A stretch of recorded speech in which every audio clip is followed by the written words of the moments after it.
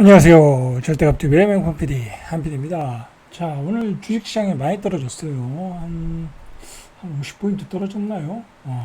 자, 오늘 많이 떨어졌는데, 주식시장이 급락한 이유가 있어요. 뭐냐면은, 뭐 여러 가지 이유가 있겠지만은, 관세죠, 관세.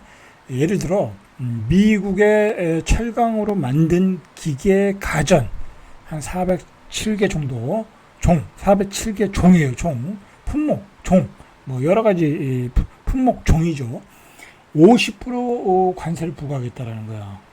그러니까, 철강을 부과한다는, 철강도 부과하지만, 그 철강으로 만든 기계, 가전, 모두 다 부과하겠다. 자, 일단 보시죠.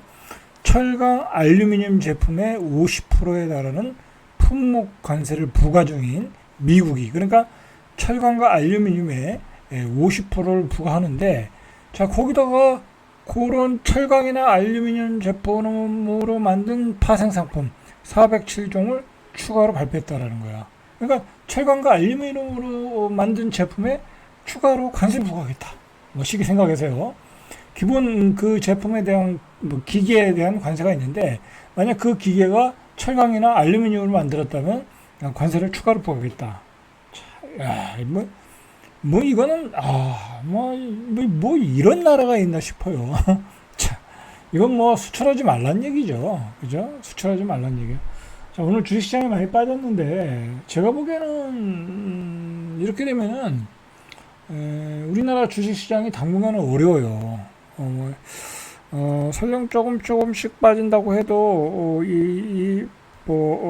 매수세가 없어요. 오늘도 외국인이 한 5,400억 정도 오늘 팔았는데, 제가 보기엔 외국인 입장에서는 이렇게 부과하면 우리나라 기업이 버틸 수가 없죠. 그죠? 살 필요가 없어요. 자, 상품에 쓰인 철강, 알루미늄 제품 원가에 50% 관세를 부과하겠다. 자, 예를 들어, 우리나라 가전들이 있죠. 가전. 뭐 그것도 다 알루미늄이나 철강 이렇게 제품의 자질이 그렇잖아요. 자, 가전. 변압기, 우리 요즘 잘 팔아오는 거잖아요. 변압기, 터빈, 엔진, 그 다음에 뭐 예를 들어 이 굴삭기차, 건설기계, 뭐 자동차도 마찬가지겠네요. 그죠? 대미 수출 비중이 높은 품목이 리스트에 대거 포함이 됐다. 자, 이들 품목의 한 해 대비 수출액이 16조 원 규모에 달아 국내 기업의 추가 피해가 우려된다. 자, 엄청난 악재가 나왔어요. 그죠? 악재가 나왔어요.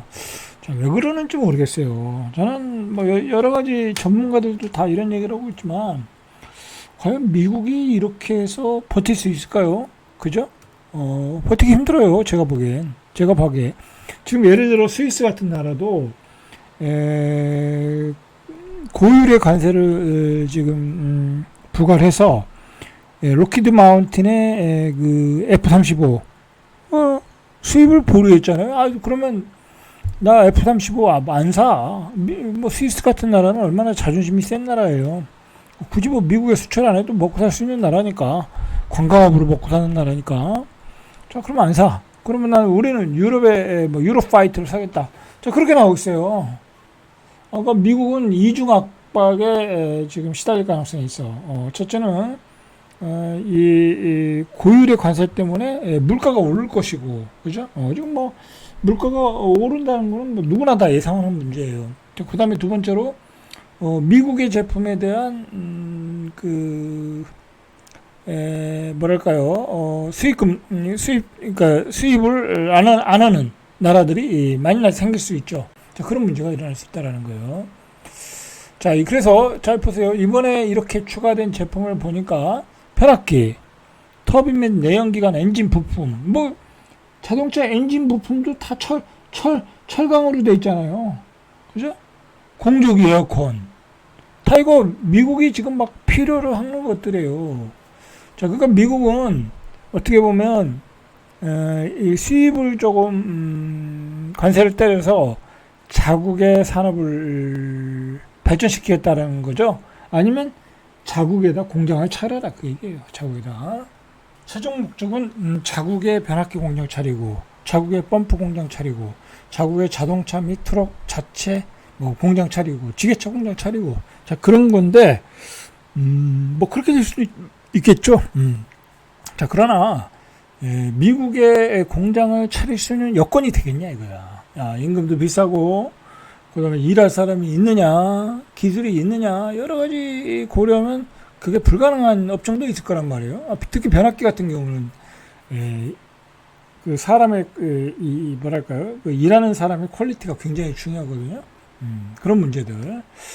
자 미국이 이런 상황이고 우리나라는 뭐랄까요 자 굉장한 어려움에 직면했어요. 자 보세요. 예를 들어 부엌칼 그죠? 부엌칼도 우리 수출할 거 아니에요. 그것도 철강으로 되어 있잖아. 그리고 화장품 용기는 알루미늄으로 되어 있잖아요. 가전생활용품도 리스트에 올랐다. 우리나라가 미국에 수출하는 비율이 한 뭐 25% 이상 될 텐데 큰일이죠. 큰일 났어요 사실. 사실 오늘은 뭐 주식이 그렇게 많이 빠진 건 아닌데 어떻게 보면 이제 뭐 어렵지 않겠냐 당분간은.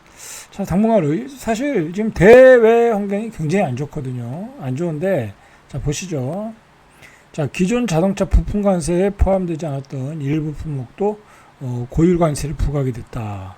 자 미국은 지난 3월 12일 철강 알루미늄 파생 제품에 25%의 품목 관세를 매기기 이미 시작했다.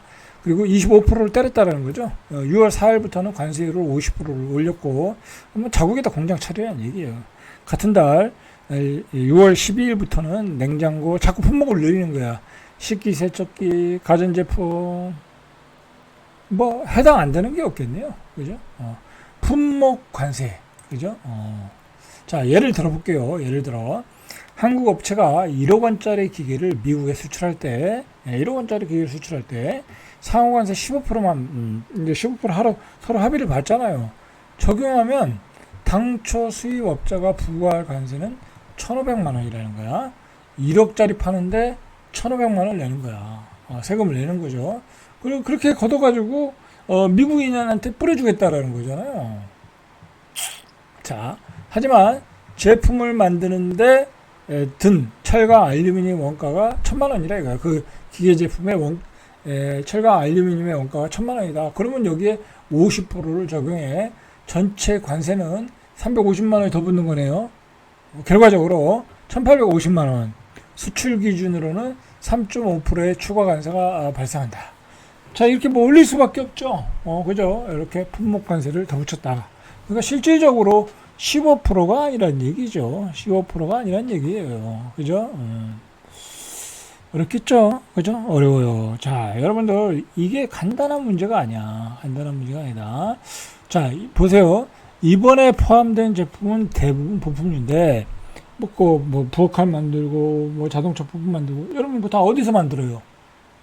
중소기업에서 만드는 거예요. 중견기업에서 만드는 거예요. 그래서, 국내선 대기업보다는 중소중견기업에 미치는 영향이 크다. 그러면, 중소중견기업이 다 어디에 있어요?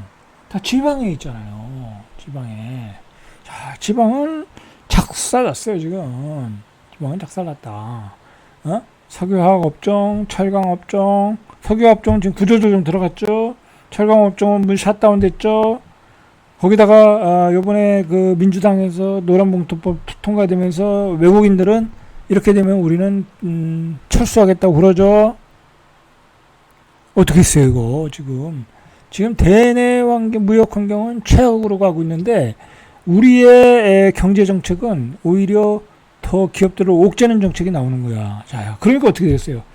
이재명 대통령의 지지율이 떨어지는 거예요. 저는 뭐 좌파가 우파가 그런 거 중요하게 생각하지 않아요. 그냥 경제를 잘 살리는 사람이 정권을 잡은 사람이 경제를 잘 운영하면 되는 거예요. 좌파든 우파든. 그러나 지난 윤석열 정부는 완전히 뭐 풍지박산 됐고 스스로 망해버렸고 이재명 정부는 지금 이 변화하는 정책, 지금 대외 환경에 엄청난 이 쓰나미급 같은 어떤 핵폭탄이 날라오는데 오히려 기업을 할 환경을 더 옥죄고 있는 거야. 그러니까 그걸 국민이 모르겠어요. 국민은 다 알아요. 그러니까 지지율이 떨어지죠.